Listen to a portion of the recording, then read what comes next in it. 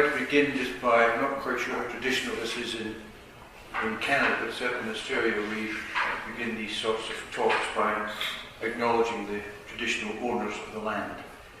And it's something I'd like to certainly do this morning. I'd also like to thank Slim and Louise for the invitation to be here, and to thank all of you for coming along this morning. I apologise that I'm speaking in what's a form of English, more like écossais.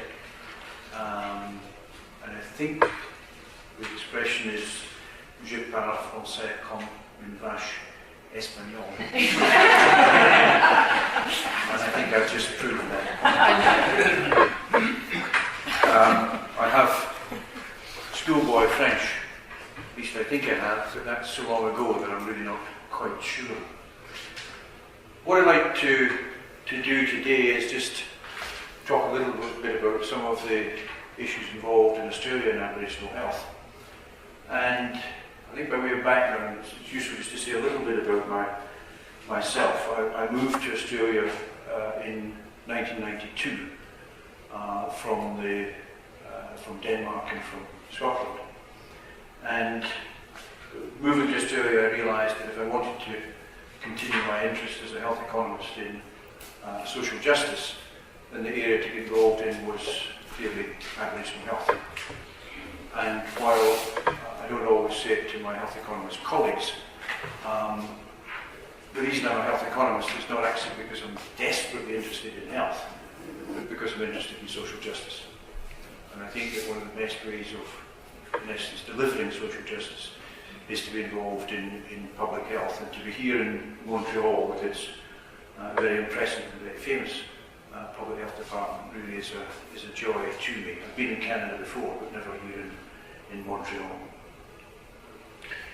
Having moved to Australia, I went to Sydney and tried to make some contact with Aboriginal leaders there, and had some success, but found it actually politically really very difficult to get involved. And I then did some work in Western Australia, in Perth, with the Department of Health there on Aboriginal health. And then in the wake of that, moved to Perth, where it was possible to get more involved in Aboriginal health. And that has been, for me, really a great pleasure and privilege in many ways. I think I moved into the area thinking that, not that I could solve the problems of Aboriginal people, but believing in a sense that I could teach Aboriginal people something. Steve Leader, who at that time was the head of public health at the University of Sydney, said to me that they would teach me more than I would teach them. And 10 years on from that, that has proved to be absolutely correct.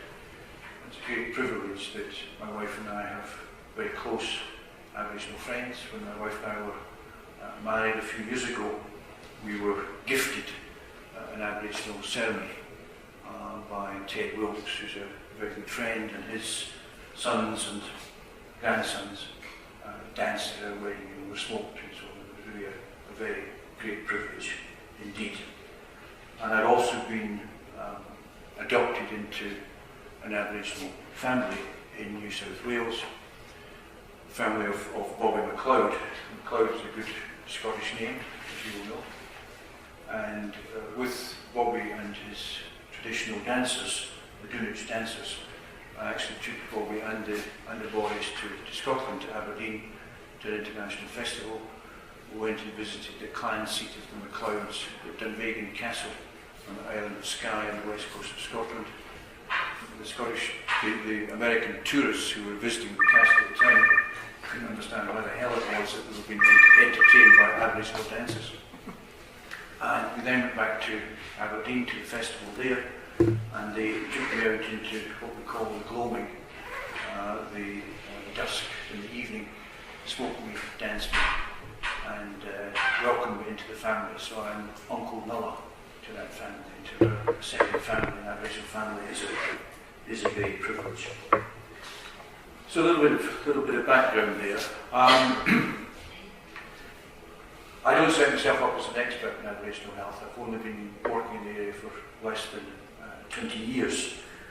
So it's not that I'm coming to say I'm an expert, nor am I saying that, certainly not saying that what we're doing in Australia is something that you can learn from, except how not to do it.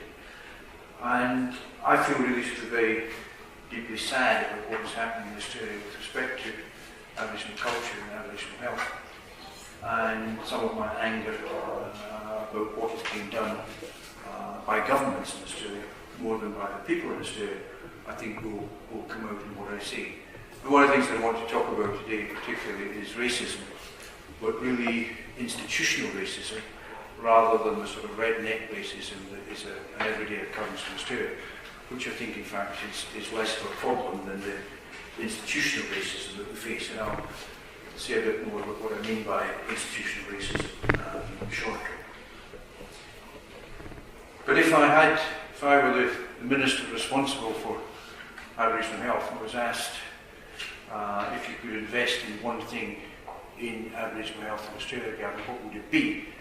And I would actually put the money into governance, into management and into governance. Because what I think is happening too often is that in essence the governance and management skills of Aboriginal people are really quite limited. There is a great belief in some quarters in Australia in self-governance, but I don't think we can actually ask people to indulge in self-governance. I think self-governance is a good thing, but I don't think we can ask people to indulge in self-governance without giving them some training. We need to be quite careful here. It's not that I'm suggesting that we train them in the white man's ways, but I've trained, I think probably the thing in my whole career that I'm most proud of is that I've trained all of the Aboriginal health economists in Australia. There's only 4 of them. It was great fun for me. It was great fun for them. It was great fun for me being involved with them. But one of the things that came out very strongly in a thesis that Heather Danton did for our postgraduate qualification was in looking at the question of governance in Aboriginal organisations, particularly Aboriginal medical services, which are these services which are set up specifically for Aboriginal people, run by Aboriginal people, is the fact that there really is no construct of culturally secure or culturally safe management in Aboriginal society. And that needs to, or not explicitly, and that I think needs to be developed. Because what's tending to happen at the moment, we've got some examples of this, is that we're asking Aboriginal people essentially to run Aboriginal organisations according to white fellas' principles. Surprise, surprise, it doesn't work. I think really a major investment is needed in looking at that. And I tried to get this across to Tony Abbott, who at the time was the health minister, now leader of the opposition in Australia, when he was the health minister. And his response was in essence that his job was to deliver health, not to deliver management or governance, which just struck me as being a pretty stupid response in these circumstances. It's not that I was wanting to argue that really the style of management or governance that I was advocating was the right way. What I was trying to do was essentially stimulate a debate around these issues. And time again, with Aboriginal organisations, I discovered that really the scarce resource is lack of good management skills. We need more doctors, we need more nurses, we need more Aboriginal health workers, but by God, we need more well-trained Aboriginal managers who can operate in a culturally secure environment. And that idea, in a sense, sort of colours quite a bit of what I want to say today. Can everybody hear me okay? Absolutely. And can some of you understand what I'm saying? That's not a reflection of your ability with English, it's just my Scottish can actually be quite strong. And the more involved and the more passionate I get, the less you'll understand. So I'll try to keep the temperature down. We're used to James Bond, Sean Connery.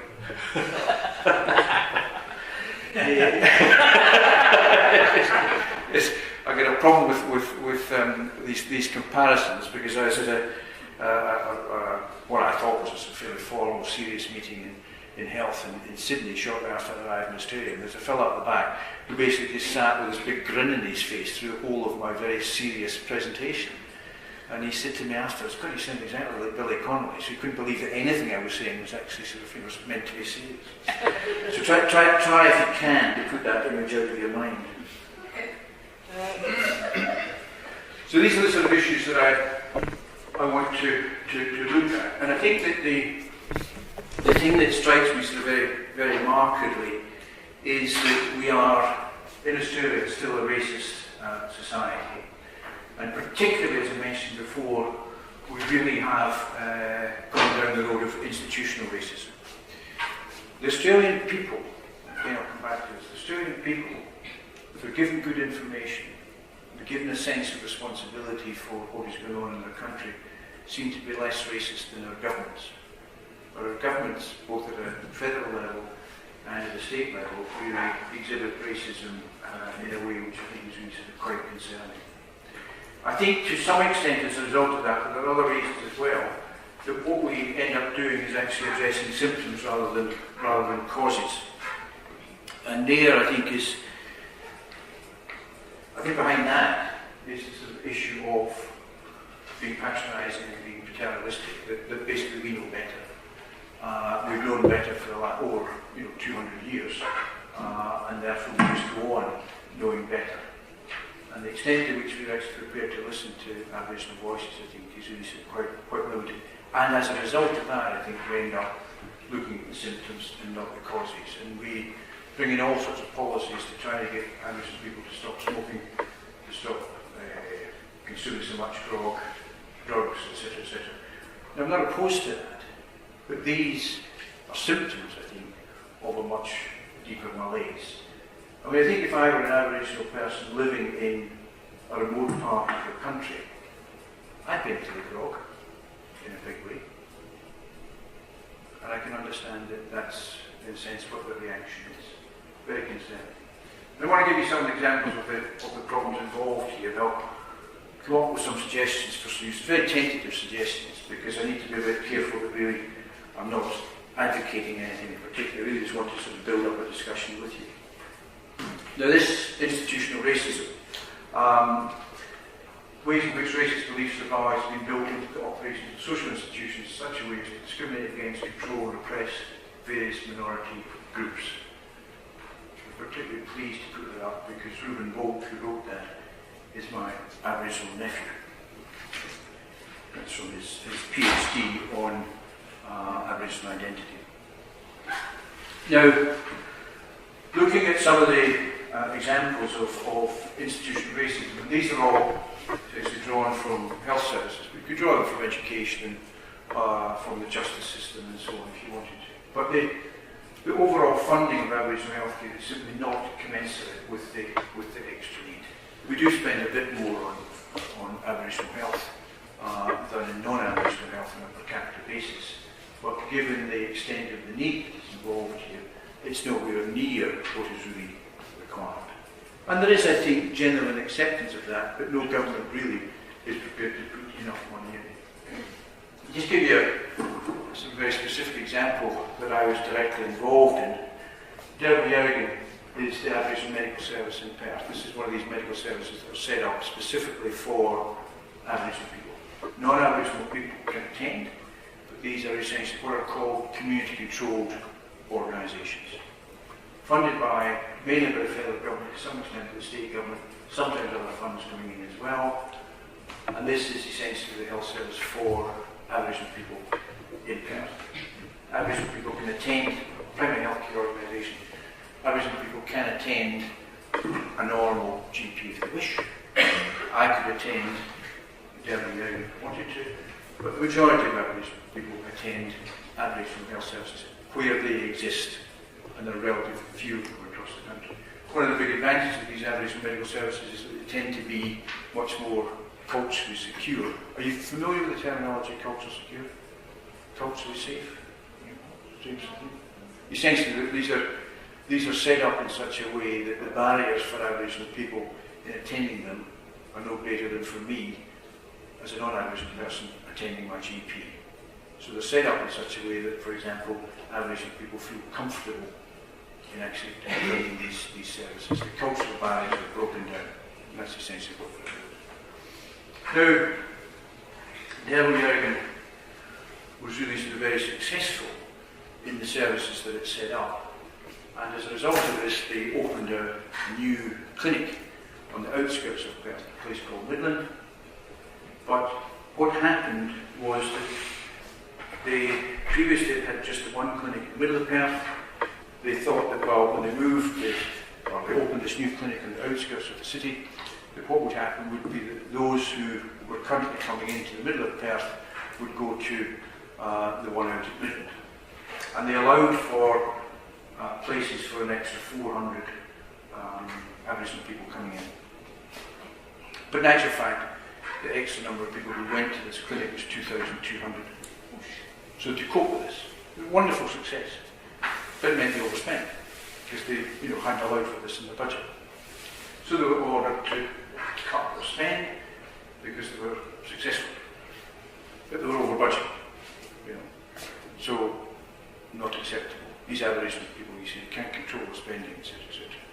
So they had to close Midland. Now, while this was going on, the teaching hospitals in Perth, we have these big teaching cathedrals in Perth, we overspent 120 times as much as Derby. Teaching hospitals, nothing was closed, they were bailed out. Some of the money that was used to bail out the teaching hospitals was taken from the budget of the Office of Aboriginal. That is what I mean by institutional racism. Just a sort of anecdote to be associated with that.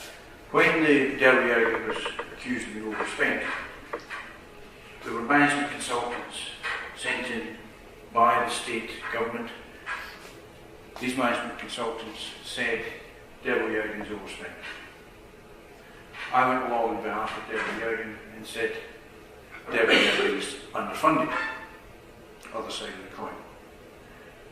As I sat, the people who were at that meeting were senior officers from the health department and the board of Derby Yergin, a bunch of blackfellas, and myself, and the guy from the management consultants.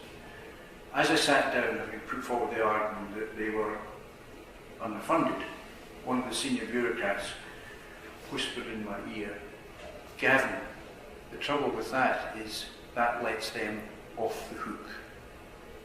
Just utter, sheer racism. Not said out in public, one white fella to another white fella whispered in the ear. Now, it's just anecdotal, but that's the sort of thing that I'm afraid I find at least very, very disturbing. So that's just one example of what I mean. Another one is the fact that, as you will know, Aboriginal people are very much into holistic healthcare, holistic medicine, community care, etc., these sorts of things. And Danila, which is in Darwin, equivalent in Darwin, north of the country, to Derby area in Perth, we've got 26 different funding streams for a holistic healthcare system. So they spend so much of their management time sorting out these 26 different funds, and they've got to spend, if it's for diabetes, it's got to be spent on diabetes. And if it's for sexually transmitted diseases, it's got to be spent on sexually transmitted diseases. And there's this bit, there's this bit, there's this bit. And very often, these funds are for 12 months, or maybe just 6 months, and then they've got to reapply. So the management is actually about answering to the whims of government in terms of the way that the money is used. You can't trust these blackfellas. No way in which you can actually sort of let them get on with it and run a holistic health service in the way that they might want.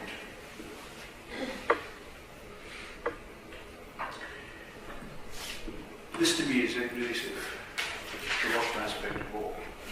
Aboriginal people are treated differently. Same problems, same conditions, and they get cheap care in comparison to their white And I've got a niece, a young doctor. She came out to Perth to work with one of her colleagues. One of her colleagues works in the Children's Hospital in Perth, a major Children's Hospital in Perth, and had to put up with the fact that the specialists were very often telling racist jokes to the medical students as they did their rounds.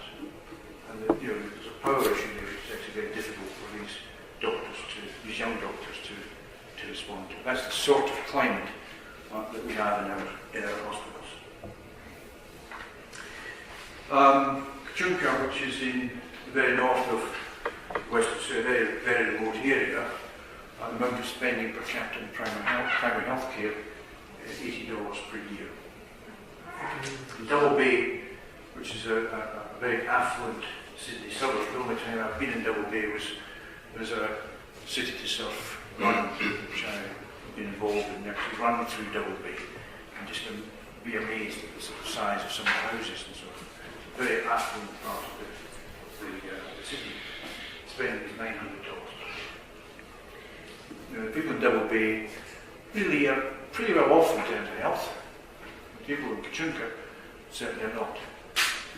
The main reason for this difference is simply because GPs like to live in Double Bay and they don't like to live in Kachunka. So there are no doctors in Kachunka.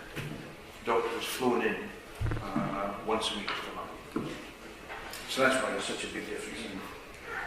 And then there are the cultural barriers. There's really, we say there's inadequate funding to reduce cultural barriers. There's really not a recognition of the need to break down these barriers and to provide the funds for this. We're all Australians. We've all got the opportunity to use our Medicare system. So let's just get on with it.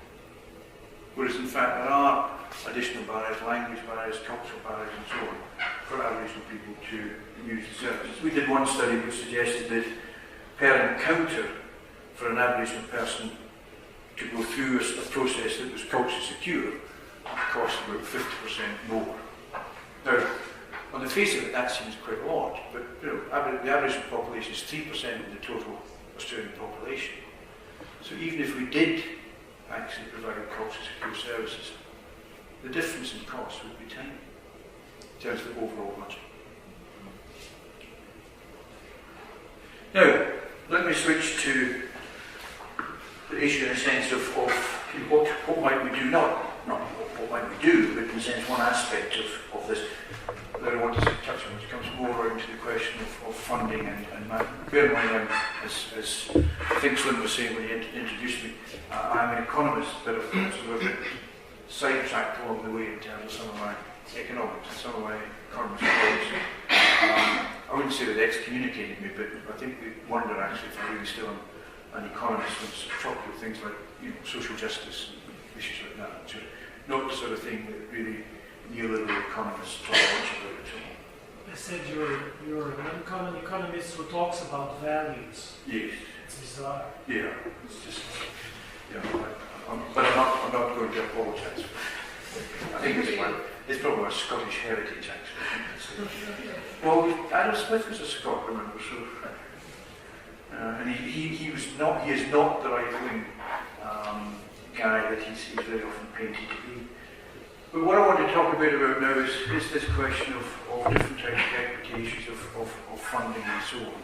And we go back to what I was saying earlier on about the need for really sort of bolstering the administrative side of healthcare funding and this whole question of governance.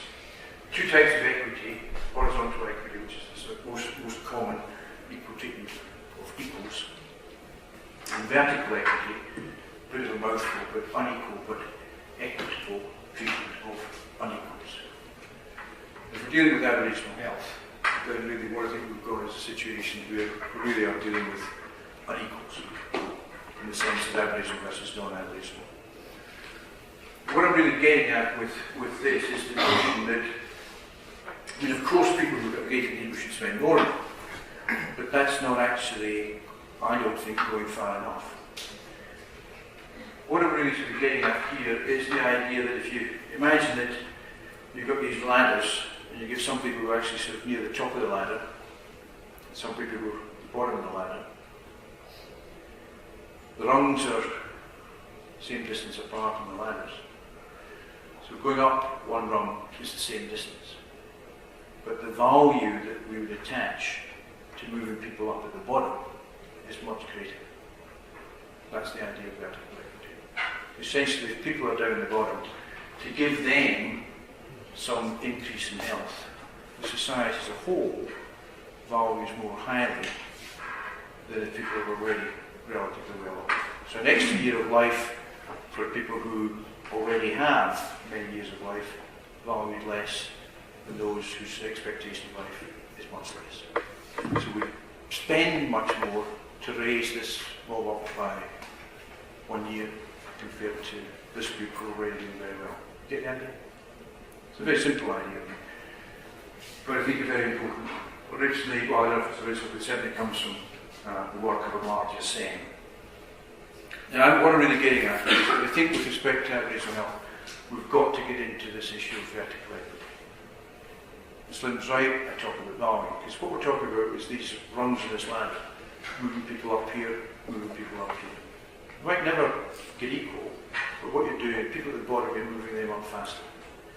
But the important thing here is that the value that's attached to these is a value judgment, essentially a social value judgment. And I would argue the more compassionate a society is, the greater the value attached to this compared to this. So we're talking about compassion. And we will not resolve these sorts of problems unless we actually get into issues around compassion. And the philosopher who I think is actually fantastic writing about compassion, particularly public compassion, is Martha Nussbaum. If you haven't read the work of Martha Nussbaum, I would strongly recommend it. Absolutely fantastic stuff. I can give you a reference later if necessary. So that's what vertical equity is. But the crucial thing here, and something that I think certainly other disciplines are much better at than economists, is this recognition that really we're not going to solve these problems of equity unless we get into values and unless we get into issues of social values, the importance of actually building a decent society. Because the problem, the basic fundamental problem in Australia is that essentially we've got this situation and people just close their minds to it. Governments want it to go away. And the notion of actually trying to build a decent society where the people who are, as it were, heavily disadvantaged, really that's an issue for the whole society. The idea of building a decent society is something in a sense that we're lacking. I can't remember, somebody said that the way you can judge the decency of a society is how they treat their prisoners. Well, I think in a way there's a parallel here. You can judge our society in terms of its decency, in terms of how we treat the people who are at the bottom, in some sense or other. And in many instances, in Australia at least, it's Aboriginal people who are at the bottom. Now, different ways of dealing with equity. A very common approach, which many of you will know of, is the ROC type approach, Resource Allocation Working Party from 1976 in the UK, in England, which saw the issue of the size of the problem. So you've got two regions of the country, same population. This region has twice the need or twice the sickness of this one, you give them twice the resources. That's a very crude way of putting it, but that's essentially what it's about. So it's essentially about the issue of dealing with the size of the problem. So the resources are allocated out on the basis of the amount of sickness that there is in the different regions. Now that is, in a sense, one way of handling this issue.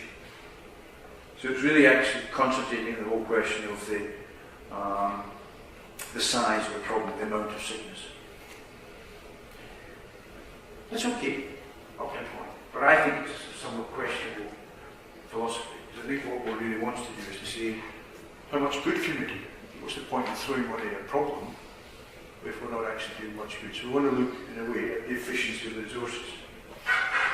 And that comes under this heading of looking at, instead, the notion of capacity to benefit, which is something that comes from some work from Tony Collier, who's a health economist from the UK some years ago. What Tony was arguing, in essence, is that It's all very well to think about the size of the problem as the way to allocate resources, but if we're really wanting to make a difference, what we need to get into is this issue of capacity to benefit. We've got to be a little bit careful because that's really an efficiency criterion. How much good can we do with resources available? So maybe equities disappear out the window, so we need to be a little bit careful about that. So, I'll come back to that point in a moment. What I want to talk about is this notion of capacity benefit plus mesh. Mesh I'll explain in a minute, but it's management, economic, social and human infrastructure. And this particular notion of mesh emerged in discussions with Aboriginal leaders on the 2nd of August 2000. It's a very specific date because I started working in Perth on the 1st of August. And the 2nd of August I was due to be sitting in this meeting with Aboriginal leaders, which was to be facilitated by Shane Houston, who's a great Aboriginal man. But Shane lost his voice, but managed to whisper to me, "Gavin, can you do the meeting?" And I had to do the meeting, which was throwing me into the deep end of this Aboriginal leaders. But the notion of mesh, and this is one of the beauties of it, arose from that meeting. These were the leading Aboriginal figures, not just in the healthcare area, not just in health, but generally in Western Australia. I think that's one of its strengths. So what came out of that was this notion that, yep, we want to look at, this was on the basis of a funding formula that we were trying to devise. I think the idea of this can be used more broadly, but that's where it's not. So, think about, we're allocating resources to different regions or to different groups. We're interested in the question of doing good, so we'll go for this idea of capacity to benefit. How much benefit spending it here, how much benefit spending it there. As I said, there's a risk that we go down the efficiency road too much, so we'll weight capacity to benefit. But basically it goes back to the ladder, moving people up from the bottom. If they're down the bottom, there's a higher weight attached to moving them up one rung compared to the people up here. That's the weight of capacity to benefit. Now this mesh, what happened at that meeting was that we put forward this notion of capacity to benefit, weight of capacity to benefit, and the average leaders said, that's fine, that makes sense, yeah, we prefer that to the rock-type approach, and yeah, that's good. But the problem is that some Aboriginal communities are very dysfunctional, and some are very functional. Some is fighting between families, you give them money for an eye program, nothing happens. Give it over here to this functional community, you get your eye program. You need to make some allowance for that. So that's where mesh came from. Because essentially what we then came up with, what they came up with, was the idea that really, if you're trying to invest in Aboriginal health in different parts of the country, then you have to accept that there's an inequity in terms of different communities' ability to handle the money, to use it well for the community, depending on a whole range of factors. We weren't really quite sure what these range of factors were, because talking to the Aboriginal people, or listening to the Aboriginal people, they were saying, well, this comes in and that comes in and so on. So we realised that it's something to do with management, it's the thing that happens of governance, if you like. It's something to do with the economic circumstances in which the community exists, and whether there's local industry, whether it's attractive for people to go and work there, etc., etc. It's social, it's whether the families are fighting with each other. It's human, it's whether there's any sort of leadership in the community at all. And they couldn't agree as to which was the major factor. And we noticed that these letters, if we put them in the right order, spell out mesh, called mesh because that sounds actually rather nice. We don't actually know what it is. We used to lecture this before, and I could actually admit that I didn't know what it meant. But that's what it is. But the key thing is, in fact, that doesn't matter. Because it will vary from community to community. We get situations where some very important person in the community, essential leader, dies, or is sick. The community goes down. Or somebody moves into the community who's got leadership skills, the community goes up. Fighting will break out, so the social goes down, so the functioning of the community goes down.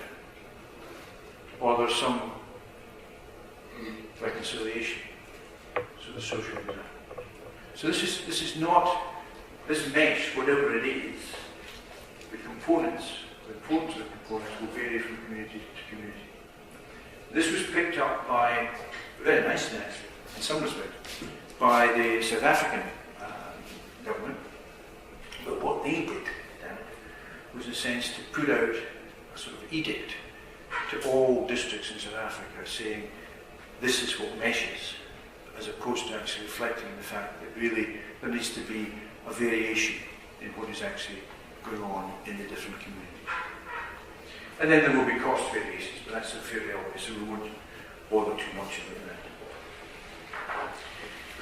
So, really the components of this new approach, of this idea of how much good can we do, that's essentially what we're actually getting at.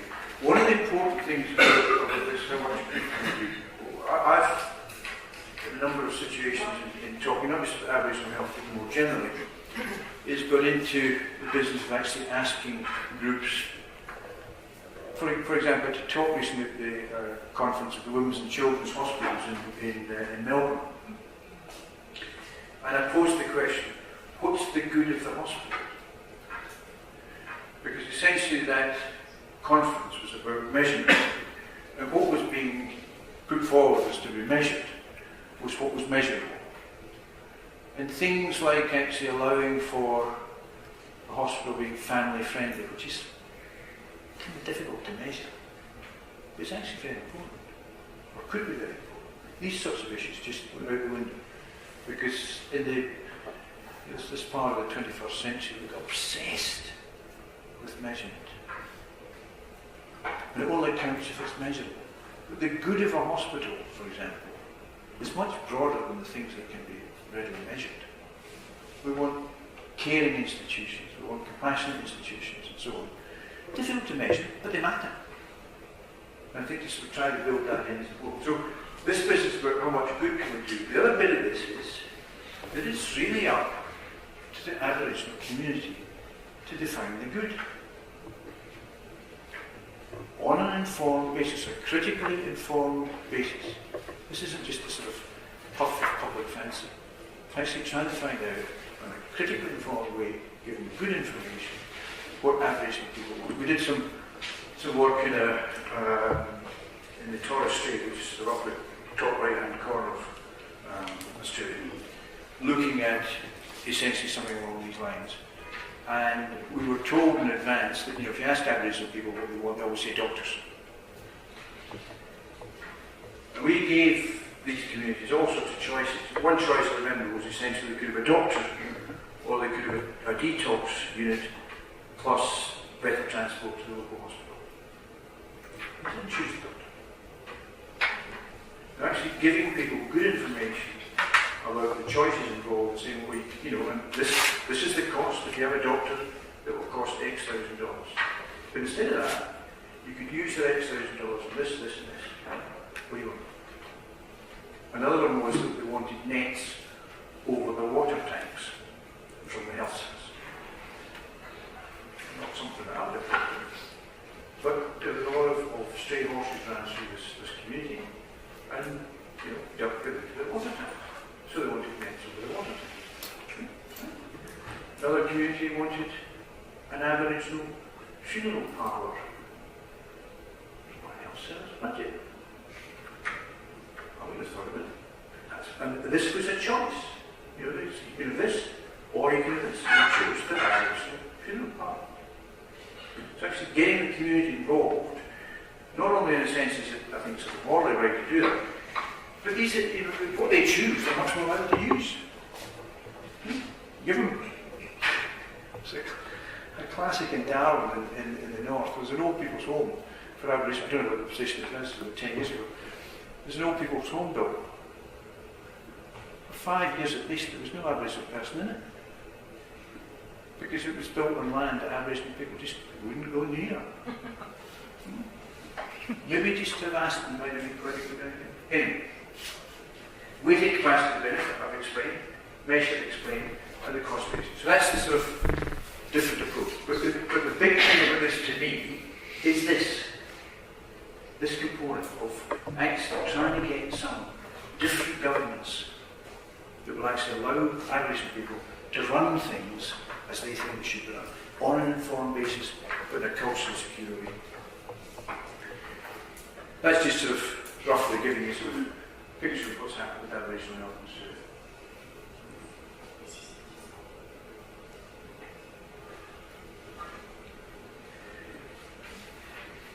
The emphasis here is not about dealing with problems, but rather about how much good one can do. There's a need for the waiting business, as I've explained,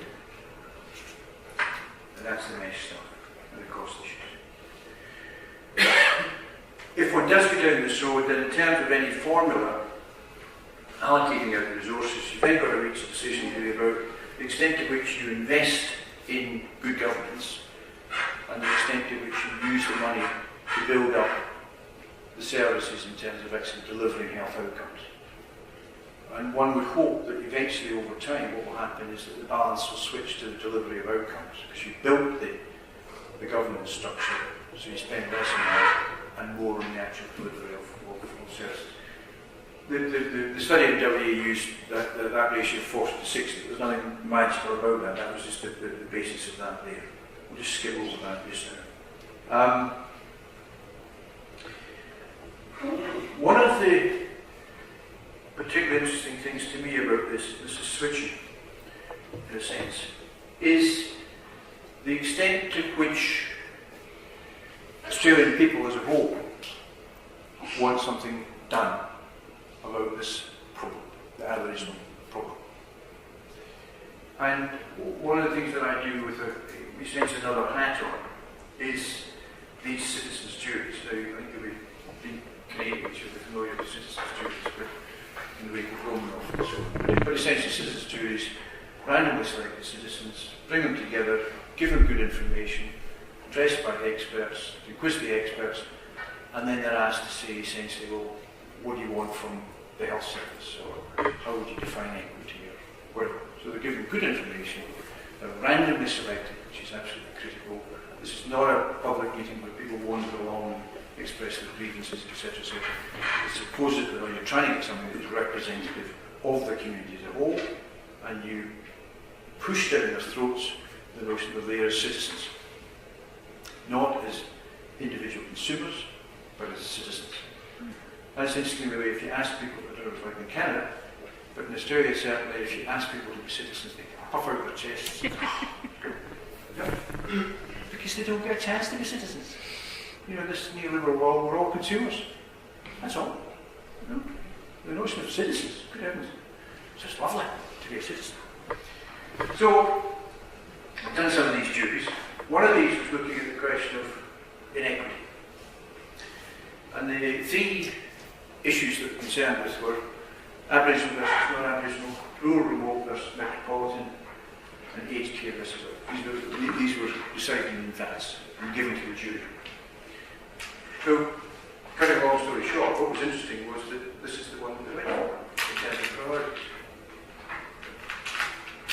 And one of the things that we were asked to do at the end of this exercise was they said, okay, if you had an extra, I forget what the figures were, I think another $10 million to spend on improving equity in the state, this was for the state of WA, Western Australia, how would you spend it?